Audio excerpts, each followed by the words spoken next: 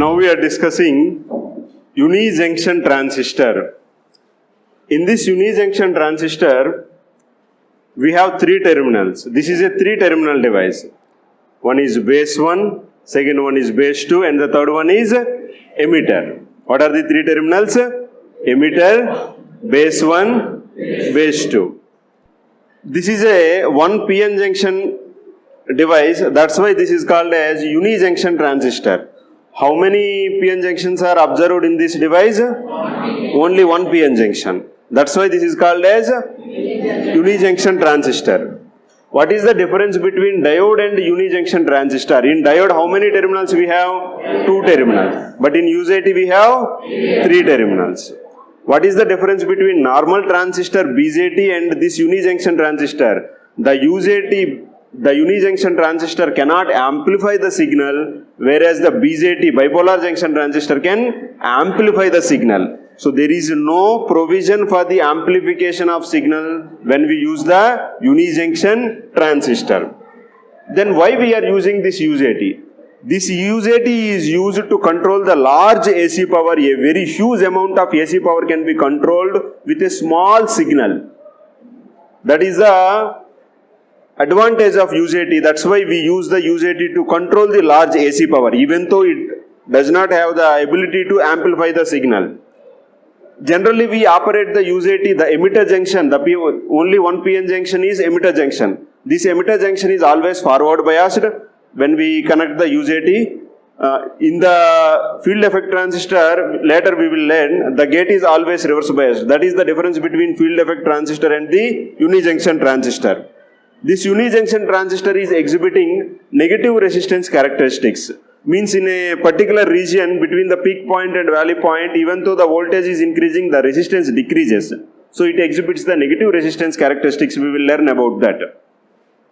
This is the construction diagram of UJT. In this construction diagram, we are first taking the N-type silicon semiconductor. And in this N-type semiconductor, we are using a very lightly doped semiconductor. Because this is lightly doped, it offers a very high amount of the resistance. Now, we are taking a P-type semiconductor. It may appear to you like the P-type semiconductor may be small compared to the N-type semiconductor. No, this is only the construction diagram.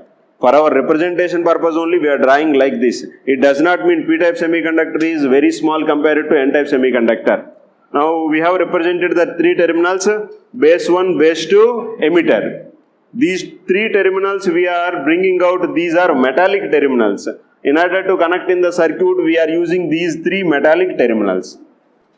Now the resistance, as we already discussed, because this is a lightly doped semiconductor, the resistance across the semiconductor is very high. And this resistance also, the resistance between emitter and base 2, the resistance between emitter and base 1 is not same. The resistance between emitter and base 1, RB1, is higher compared to the resistance between emitter and base 2, RB2. So RB1 is greater than RB2. The resistance between base 1 and base 2 is totally RB1 plus RB2, which is called as interbase resistance. The total resistance is called as interbase resistance. Now this diagram is representing the circuit symbol. This is the circuit symbol of UJT. This is a small crash circuit symbol. If you draw a horizontal line, that indicates this is a field effector transistor. While drawing this diagram, you have to make sure that you have to take a small crash line arrow. This is the electrical equivalent symbol of UJT. We are taking a diode, PN diode, and 2 resistors, RB2 and RB1. The resistance RB2 is fixed, whereas RB1 is variable. This resistance can be varied, and RB1, out of RB1 and RB2, RB1 offers a very high amount of resistance, and this resistance can be variable. So the total resistance RBB is variable. Now when we want the voltage across the RB1, the voltage is VBB by RB1 plus RB2. So this is the current we are taking, the total current, the voltage we are applying is VBB. We are assuming that there is no voltage at the emitter terminal. The emitter terminal is open. Because the emitter terminal is open, whatever the voltage we are applying at B2 with respect to B1, because of this voltage we observe some current. that current is VBB by RB2 plus RB1. Now the voltage drop across RB1 is VBB by RB1 plus RB2 into RB1. This RB1 by RB1 plus RB2 is called as intrinsic standoff ratio. Okay, now we are just revising what we have learned. UJT is a device which is having how many terminals? 3 terminals. What are the 3 terminals? Base 1, base 2, emitter. How many PN junctions are there? Only one PN junction is there. What is the difference between diode and UJT? In diode we have 2 terminals, in UJT we have 3 terminals. Does UJT can amplify the signal?